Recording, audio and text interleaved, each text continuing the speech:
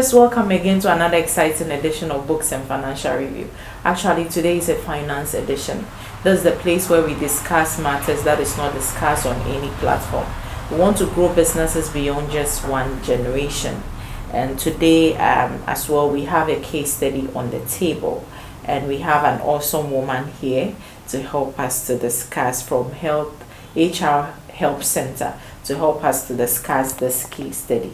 But before that, this program is brought to you by Famous Accounting Services. This is the place where we work on your tax returns, your business advisory, and all bookkeeping and others. Look no further but Famous Accounting Services, and as well as Africa Must Read and Engine Communication. On this note, we'll take some short messages. When we come back, I'll read out our case study and the awesome woman to help us to discuss the case study. Stay tuned, we'll be right back.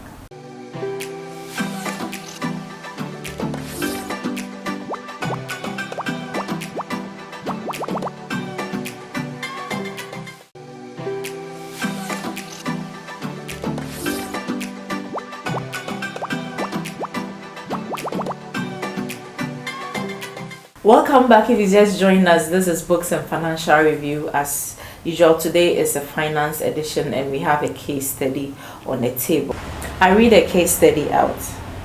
Marcus Company Limited is in the manufacturing industry. Marcus into the production of plastics. They have been in operations for the past 10 years. The Chief Executive Officer, Mr. Marcus, expects the company to be at the growth stage by now. However, they seems to be still battling with startup challenges. Mr. Marcus, who is a retired banker, believes he has provided everything the company needs for growth, such as physical environments, career advancements, right managerial structures, organizational support, rewards, job security. Therefore, he engages Mr. Kumi to privately investigate what could be the issue why they seems not to meet their targets. Mr. Kumi decides to disguise himself as a new employee. His findings were interpersonal relationship among the workers, such as attacking others' self-esteem, reputation, or feelings. There's regard for each other's values. They engage in insults, use of put-down words, backstabbing, backbiting, and career assassination. Violates confidential and privacy to gain an advantage, withhold constructive feedbacks, use of silence and unresponsiveness, halt information, hides wrongdoings, hostile body language, use of informal languages. Mr. Marcus is so amazed as to how interpersonal relationship could hinder productivity in his company. And so that is the case study we have on the table today, and we are privileged to have with us Mrs. Rebecca Edu from HR Help Center to help us to discuss this case study. Welcome, Ms. Rebecca. Thank you very much. Okay. Thanks for coming. So moving straight, Mr. Marcus has a problem. So he's amazed as to how interpersonal relationship can contribute to they are not meeting the targets as he expects. So can interpersonal relationship bring about growth or decline of a company? Yes, interpersonal relationships can affect growth and decline of a company. Okay. Interpersonal relationship refers to the association and connections, interactions of two or more people, and it could be with in a company or at home. There are different types of interpersonal relationships. You have interpersonal relationships with family, with work, acquaintances, and with a romantic person. Okay. Now, interpersonal relationships can be broken down into positive and negative relationships. Great. Now, for positive relationships, it's good to develop and maintain good communication. Okay. Now, with that, it makes the relationship very effective. Okay. For people, specifically in offices, they need to be active listening to it for communication to be effective. They need to be active listening. Okay. And these require skills. Okay. There are soft skills that can be developed to help one be able to communicate very well. Okay. Now, some of the examples of positive communication is trust, Okay. building trust, building understanding, working together, not walking down on someone. For negative interpersonal relationships can be so bad, it can affect the air and the environment of the workplace. Now, negative interpersonal relationships can be mistrust, confusion, gossiping about workers.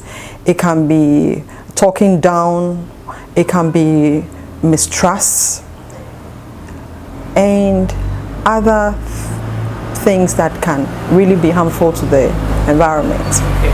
Now, these contribute or these stagger the work culture. Okay. Now, if a work culture is very negative, then it would not help the company to grow.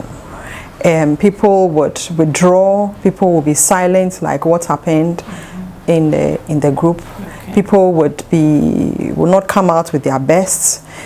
People would be politicking and all that. So Okay.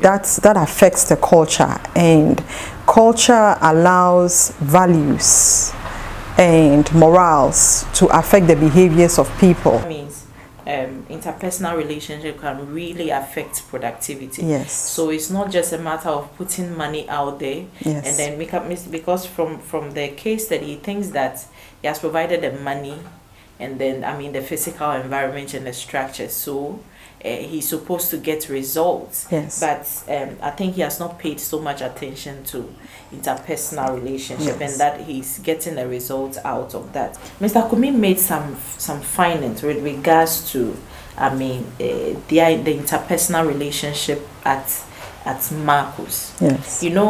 We work approximately 8 hours from morning till evening. So if the work environment is toxic, when you even meet someone and now you're marshal, Yeah. I wonder how you're going to do that for the rest of your life. Yes. You end up getting heart attacks and heart diseases and all kinds of diseases Yes. if the work environment is not conducive or healthy. Yes. And so if we are getting this from Marcus, then I don't think they have a healthy working environment. No, they don't. Where can we associate these what can we associate these findings? What can we associate them with as an interpersonal relationship? Well, we could say that there's been an absence of monitoring. Okay. We could say there's been an absence of values. Okay. The culture in the workplace has not been enhanced. It's not been set up. Okay. Normally, before you start a company, apart from having your objectives and your goals, you would have to also invest into the values. Now, values help people to be guided in their behavior. Okay. For morals and values, you will say it helps you to stay in line. It helps you to follow a kind of code of conduct. And so with everybody in the company, even though they have different morals and code of conduct and principles that they go by, these cultural setup and the values that will be spelled out for everybody to follow enhances cooperation. Okay. It enhances behavior, good behavior. Okay. And it guards both the supervisors and the workers to work in harmony. It is very good because it makes them aim at excellence. some of the examples of the values that is used to build up the cultural environment is responsibility. Okay. You can have responsibility, you can have trust, you can have opportunities that would encourage the staff to take advantage of the opportunities in the system. Training, yes, they would, because it will help them to excel. Okay. So before we come to, we are going to talk about, good interpersonal relationship. Yeah. That can help build, help Marco's company.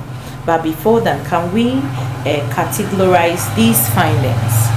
What do you think they didn't really pay attention to that has brought some of these, bad energy in Marcos? I will say mainly the backbiting, the backstabbing, the gossiping, most of the things that were cited would be office politics. Okay. For office politics, you have positive office politics and you have negative office politics. Okay. Now, depending on the people involved, if they want to focus on growth, taking opportunities, if they want to focus on goodness, they would instill positive office politics in there, okay, where there's understanding, where there's competition. Now, but when the negative politics gets into people who like to push people down, we like to bully people, they like to suppress them, they are jealous of their achievements, where they disrespect them, and other ailments like that. It's caused the atmosphere or the environment to be still. Okay. And it brings dysfunction. People will not be able to function anymore. They are scared, they are depressed, they are not happy when they get up in the morning and they are coming to work. They are not happy, and they don't know how to satisfy these supervisors. So let's hold on this politicking in the workplace. We'll take some short messages. When we come back, we'll see how we can help Marcos overcome all these challenges. Okay. On this note, we'll be right back.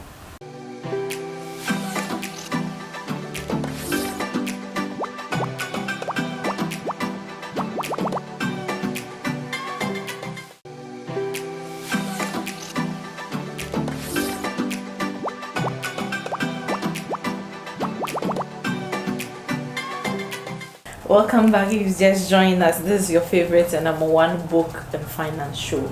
Today is a finance edition, and we are talking about interpersonal relationship in business and in our companies, how these can contribute to growth or decline of companies. We've talked a lot, but if you've not listened to our first part, you can still get this video on our Facebook page, Africa Must Read.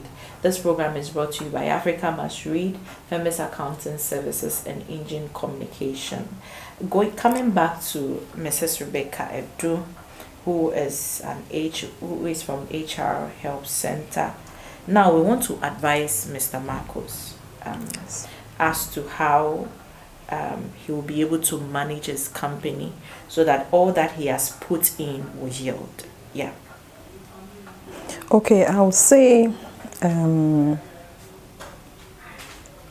being able to change the behaviors of people is not a one-day thing. And at the moment he sits down with his management and they look at what values relate to their kind of industry that will make sense to their kind of industry or the work that the workers do, what the managers do. Once he comes with that, he needs to train he needs to allow a training session for all the staff to know how to be responsible, how to break down the values into work, how to be truthful, where to be truthful, in what area to be truthful, in the patience, respect, the communication, how to communicate, how to bring out information, to be bold, to speak up and not be afraid.